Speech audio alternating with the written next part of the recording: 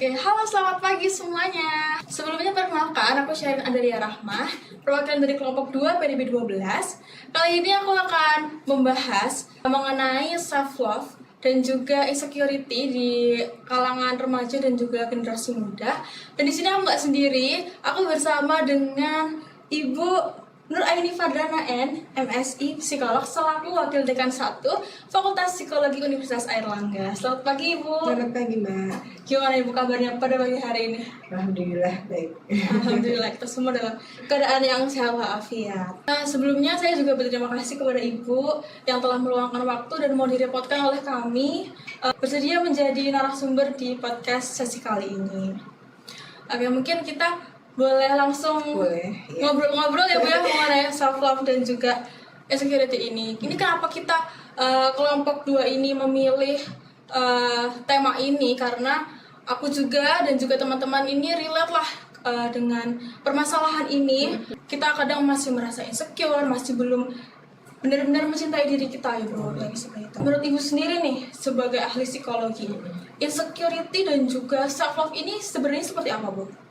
Gini ya, ketika individu itu tumbuh untuk menjadi lebih optimal, semua potensinya harus bisa diekspresikan, ditumbuhkan, dioptimalkan dengan baik. Tentu dia harus mampu untuk bagaimana menghargai dirinya sendiri dulu, mengenali potensinya dan tahu cara untuk mengembangkan potensi itu. Dan tentu itu diawali dari kesadaran untuk menghargai diri sendiri, mencintai diri sendiri.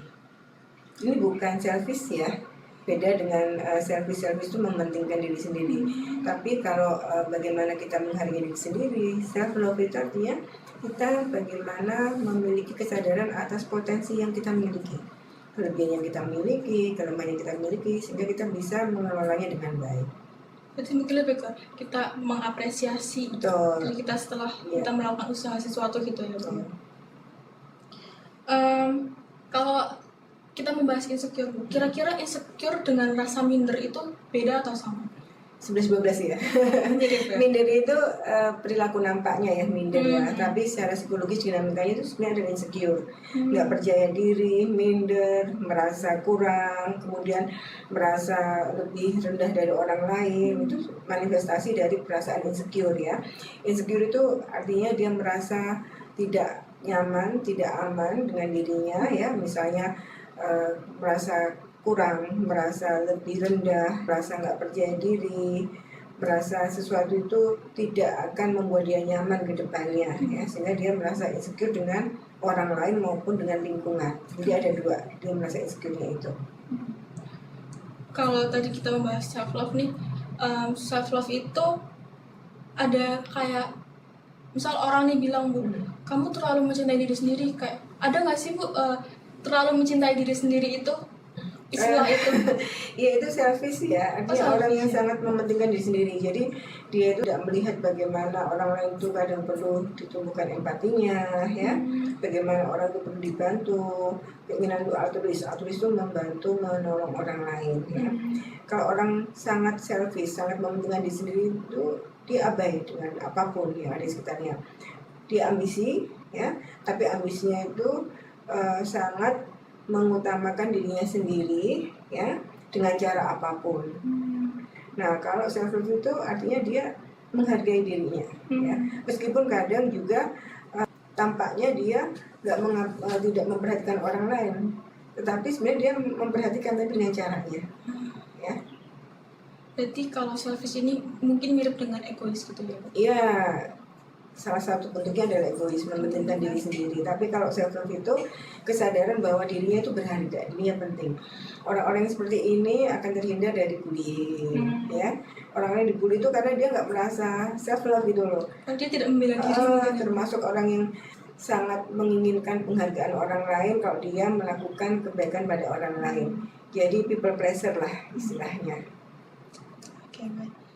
Kalau dari pengalaman Ibu sendiri nih, waktu Ibu muda dulu atau waktu awal bekerja atau akhir ini, Ibu masih pernah merasa insecure? Iya, insecure itu alamiah ya. Setiap orang pasti punya insecure ya. Ketika dia berhadapan dengan situasi baru, lingkungan baru, masih ada perasaan insecure ya.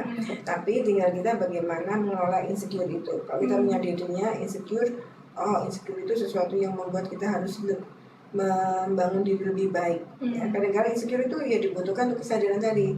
Yang buruk adalah dia berlama-lama dalam kondisi insecure, ya, dan sampai pada titik dia dieksploitasi oleh orang lain. Kalau dari psikologi sendiri mungkin ya Bu ya, biasanya faktor-faktor yang membuat generasi muda khususnya ini merasa insecure itu di faktor apa aja Bu?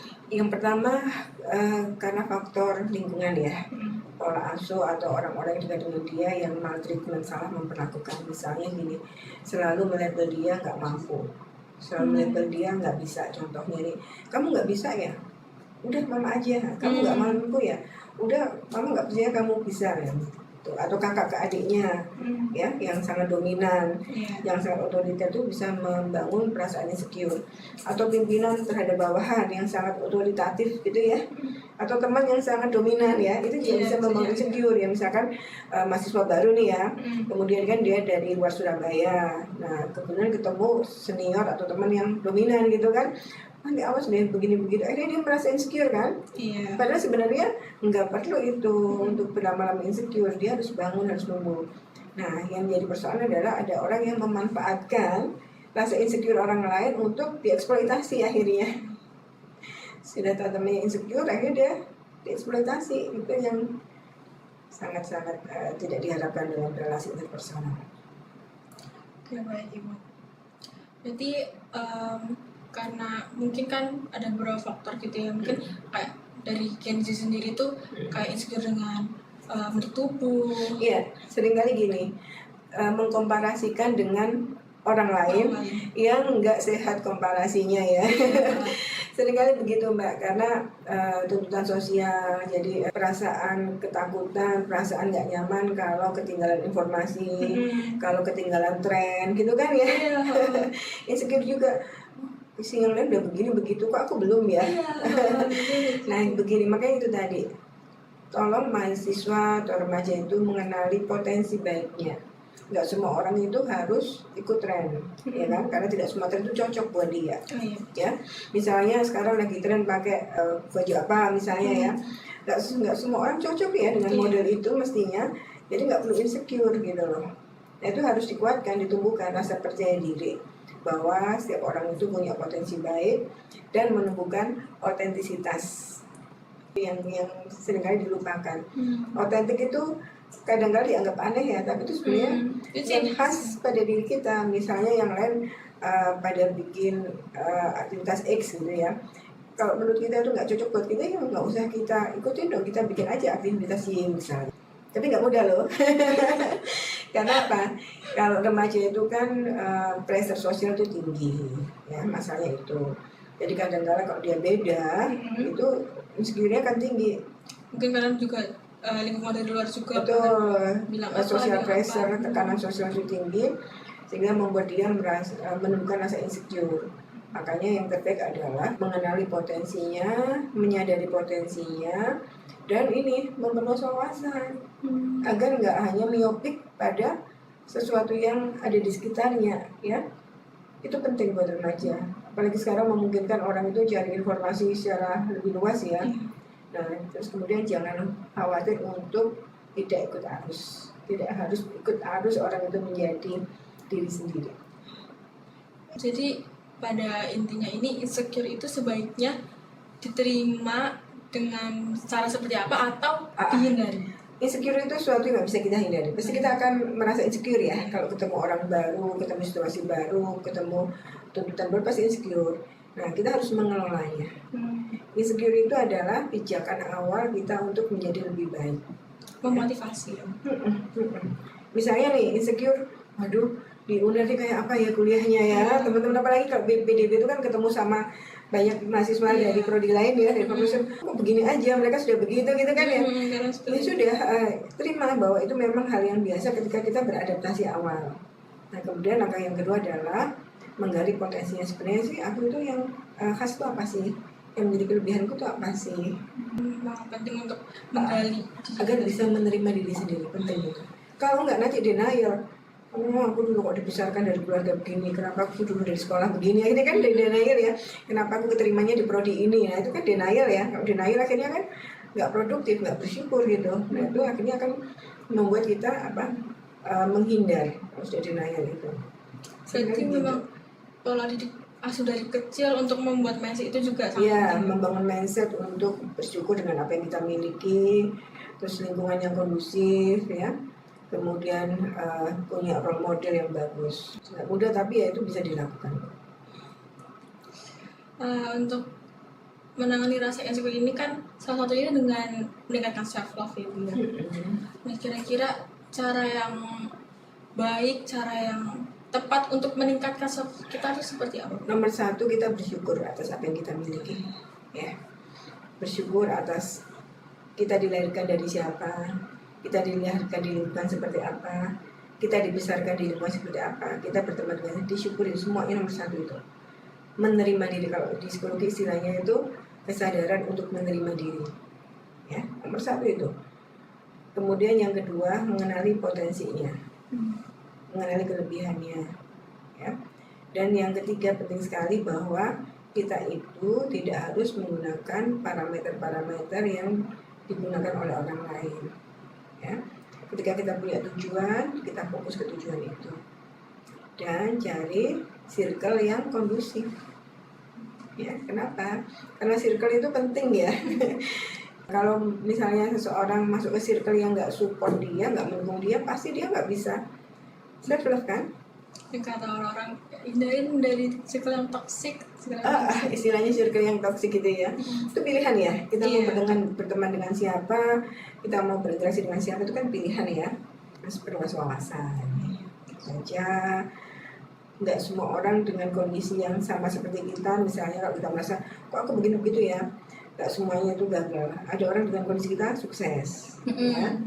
Itu yang jadikan role model untuk memotivasi kita. Mungkin misalnya, kita nggak sama persis sama orang itu, tapi kita punya jalan betul sendiri. Misalnya nih ya, biasanya yang kalau mahasiswa semester baru itu problemnya diadaptasi.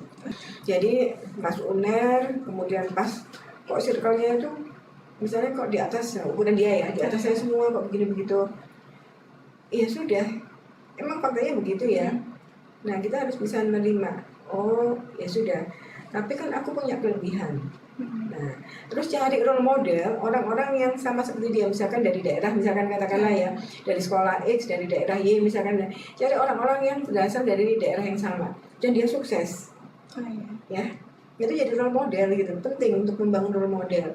Dia dari sekolah X, iya dia sudah sukses, sudah sampai S2, sudah sampai begini-begitu katakanlah ya, pekerjaannya begini-begitu mapan gitu.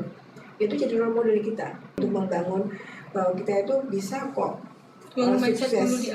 Jadi nggak perlu minder, nggak perlu percaya diri yang rendah, karena jadi ya. Berarti untuk meningkatkan self ini lebih ibu punya kayak rekomendasi kegiatan-kegiatan apa saja nih buat kita semua nih generasi muda yang bisa menuju untuk meningkatkan self love. Ya. Kegiatan positif seperti apa? Yang pertama kan pasti beribadah itu penting ya. Beribadah itu cara untuk kita berefleksi diri, satu ya. Nggak terserah lah mau ibadah individual, mau ibadah kelompok, tapi itu kan cara untuk refleksi diri, ya kan.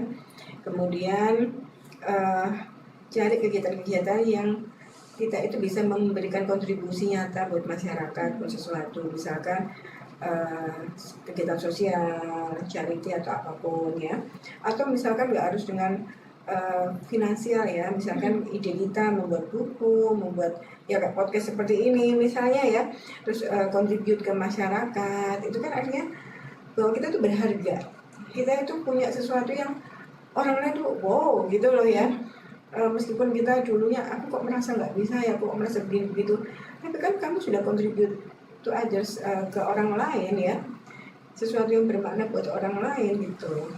Jadi kita kayak selalu mungkin orang lain sudah menganggap kita oke, baik, tapi kita selalu sendiri yang merasa kurang gitu. Kadangkala itu karena kita terlalu lama di di label bahwa kamu nggak mampu, kamu nggak bisa, akhirnya membuat begitu. Makanya lepaslah dari jeratan itu. Hindari lingkungan yang toksik, hindari orang yang toksik yang selalu membuat kita tuh merasa bukan siapa-siapa. ya kan?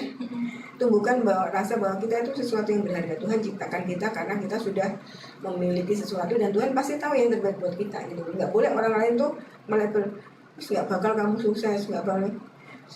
Seringkali itu yang membuat kita merasa minder. Kadang beberapa prodi kayak orang awam belum tahu prospeknya mungkin. Betul, sudah Jadi, dilabel kan. Kamu ngapain ambil prodi itu, dunia kerjanya kan nggak harus begitu juga. Kita berproses dulu lah, ya. Wah, anak dari prodi ini biasanya sudah begitu kan. Kamu anak mana? Kampus A, B, C misalnya. Kamu prodi apa misalnya? Oh, gitu kan. Itu kan udah membuatnya gitu ya. pokoknya itu Oh, ya udah. Oh, ya kamu nggak tahu sih di balik itu gitu aja. Kita bangun sendiri, ya mindset itu. dan pastinya kan orang juga bisa apa ya, mengelola tidak cuma satu hal. Betul. Kan misal menjadi dokter kan bisa juga menjadi seniman. Bisa, ya. Bisa. Combine itu banyak ya. Ketika orang itu memiliki talenta yang macam-macam itu bisa memungkinkan. Dan sekarang mereka belajar mengakomodasi itu. Oke. Kalau dari ibu sendiri sebagai ahli psikologi, sudah pernah atau tidak menemukan mahasiswa atau generasi muda ini yang dia ini sudah merasa insecure sudah parah, sudah akut sehingga Ada. Itu sampai titik ketika mereka mau lulus ya, mau satu ujian skripsi biasanya itu ya. Insecure, Bu, saya nggak mampu, Bu. Loh, jalanin dulu, sudah mau nyerah gitu kan ya. Bu, saya nggak bisa, dosennya begini-begitu, saya dapat dosen begini-begitu. Ini susah nyari literaturnya begini-begitu gitu kan ya. Iya. Saya tuh nggak bisa, Bu, udah. Ataupun mahasiswa yang baru biasanya juga ada merasa insecure. Dan ibu saya mau pindah aja loh. Belum dijalani udah mau pindah kan. Iya. Sudah sedikit banyak yang kita dapatkan dari sesi bincang-bincang ini. Mungkin ibu bisa memberikan pesan-pesan nih ke teman-teman semuanya yang menonton. Iya, teman-teman semua untuk membangun diri yang positif ya, selalu tumbuhkan bahwa kita itu berharga, kita itu bermakna. Tuhan menciptakan kita tidak dengan tujuan yang sia-sia, pasti ada sesuatu yang Tuhan mau dan itu pasti yang baik ya. Apapun yang ada pada diri kita tumbuhkan, kemudian aktualisasikan dengan baik ya. Selamat berproses menjadi diri sendiri, selamat berproses untuk mencintai diri sendiri dan tetap memiliki empati, simpati terhadap orang lain. Keren banget ini narasumber kita pada pagi hari ini. Mungkin aku bisa membuat kesimpulan dari bincang-bincang ini, yaitu kita sebagai generasi muda ataupun setelah umur berapapun kita tidak akan dapat menghindari rasa insecure. Tinggal bagaimana cara kita mengolah rasa insecure itu, apakah kita akan terus-terusan minder atau akan memotivasi kita untuk bisa berkembang lebih baik lagi.